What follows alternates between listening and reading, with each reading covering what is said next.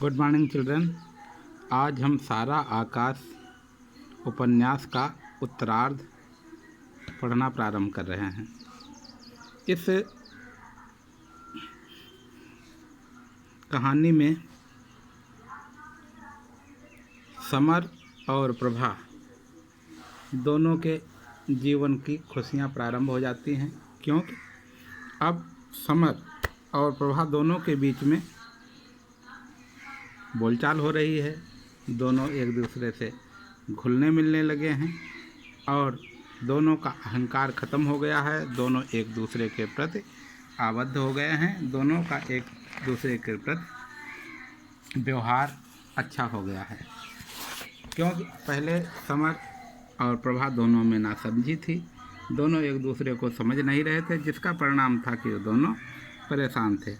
Summer Prabha के प्रति जो आरोप प्रत्यारोप, उलाहना इत्यादि अनेक प्रकार की बातें थी, वो अब समाप्त हो चुकी थी। समर ने प्रभा के बारे में जब सोचा कि वास्तव में ये जिम्मेदारी समर की है, क्योंकि समर उसको विवाह करके घर लाया है और उसे चाहिए कि वह अपनी पत्नी के साथ में अच्छा व्यवहार करे। वो जब उसके न खाने पर बिना खाए बैठी रहती है तो उसका ये कर्तव्य बनता है कि वह उसको ऐसा अवसर न दे और जल्दी ही भोजन कर ले, जिससे वो समय पर भोजन कर सके। समर सोचने लगता है कि मैंने कितनी बड़ी भूल की, कितना बड़ा मैंने अन्याय किया है इसके साथ में। और इस प्रकार से वह सोचता सोचता कभी कभी परेशान भी हो उठता है।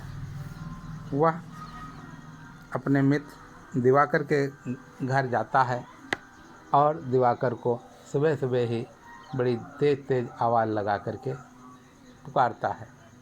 दिवाकर उठता है और कहता है, अरे भाई, तुम तो खुद अपनी पत्नी को लाते नहीं हो और जो पत्नी वाला परिवार के साथ में रह रहा उसको सोने नहीं देते हो, ठीक से रहने नहीं देना चाहते हो, कैसे आदमी हो।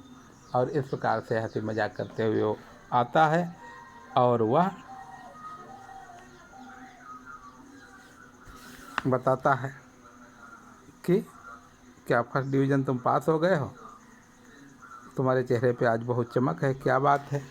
तो वो बताता है कि अरे भैया, प्रभा आ गई है और अब प्रभा आ गई है तो कुछ खर्चा भी बढ़ गया है, इसलिए भाई अब हमको नौकरी चाहिए और कहीं न कहीं हमको नौकरी दिलाओ। ये वो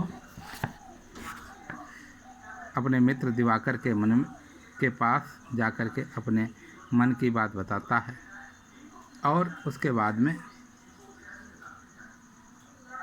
सब कहने के बाद में वहाँ से वापस आता है। इधर क्या होता है, समर जब घर पर आता है, खाने का समय हो चुका होता है, प्रभा खाना बना चुकी होती है और दिवाकर के घर से जब वो वापस आता है तो देखता है कि प्रभा भोजनालय में खाना बना कर बैठी हुई है। बाबूजी देखते हैं तो देखते ही कहते हैं, देखिए साहब मटर गश्ती करके आ गए हैं। और इस प्रकार से उसके मन में भी दुख होता है। और इधर जब से प्रभा में समर में बातचीत होने लगी है तो घर वालों का व्यवहार बदल गया है और वो लोग अब उनको मजाक के रूप में लेने लगे हैं। उनके लिए हर चीज़ में हंसी मजाक करते हैं, व्यंग करते हैं, जिससे समर आहत भी होता है और वो कभी कभी उसको बुरा भी मानता है। समर ने जब प्रभा को खाना बनाते हुए देखा तो उसका लगा कि वास्तव में उसकी इतनी सुंदर पत्नी है और उसने कितना बड़ा उसके साथ में अन्याय किया है। वह जाकर के भोजन करता है और अपनी पत्नी के बारे में तरह तरह के विचार करता हुआ प्रसन्न होता है। दूसरे अध्याय में उसे लगता है कि समर की पत्नी प्रभा, उसकी धोती फटी हुई है, तो वो धोती के लिए अपनी भाभी से आग्रह करता है। तो उसे बड़ा भाभी भी कहती हैं कि नहीं, आप अम्मा से मांगो, अम्मा देंगी धोती, हमारे पास में धोतियाँ कहाँ रखी हैं भैया। इधर प्रभा को पता चलता है और मुन्नी ने प्रभा और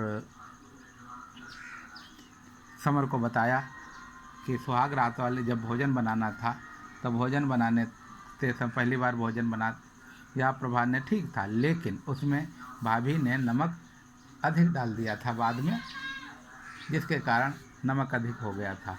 यह बात जब समर को पता लगती है, समर बड़ा दुखी हो जाता है कि देखिए किस प्रकार से प्रभा को परेशान करने के लिए इस प्रकार के नाटक किए गए, और इस वजह से वो काफ़ी परेशान रहता है। लेकिन जब उसे पता लगता है कि समर और प्रभा दोनों पढ़ लिख रहे हैं, प्रभा से समर पूछता है क्या मैं 3rd ईयर में एडमिशन ले लूं, तो वो कहती है जैसी आपकी इच्छा है वैसा करो, इसमें मैं क्या कह सकती हूँ, आपको चाहिए अच्छा पढ़ो, अच्छा पढ़ करके कुछ बन सकते हो। वो कहता है कि तुम भी चाहो तो नौकरी कर सकती हो। वो प्रभा भी कहती है कि मैं भी स्कूल की मास्टर तो बन ही सकती हूँ। समर कहता है ये अपने मन में बात रखो, अगर घर वालों को पता लग गया कि प्रभा मास्टरनी बनने जा रही है तो घर वाले घर को ही सिर पर उठा लेंगे, यानी कि बवंडर मचा देंगे, इसलिए ऐसा मत कहिएगा। ये सोच करके दोनों नौकरी की बात छोड़ देते हैं और अपने कहते हैं कि यदि हम अधिक पैसा पैदा करेंगे तो अधिक खर्चा कर सकेंगे। इस प्रकार से यदि हम दोनों नौकरी करने लगेंगे तो घर का फर्ज कैसे निभाया जा सकता है, यानी कि प्रभा चाहती है कि घर का भी फर्ज निभाया जाए और नौकरी करके अच्छा पैसा भी पैदा किया जाए। यहाँ पर व्यंग्यपूर्वक एक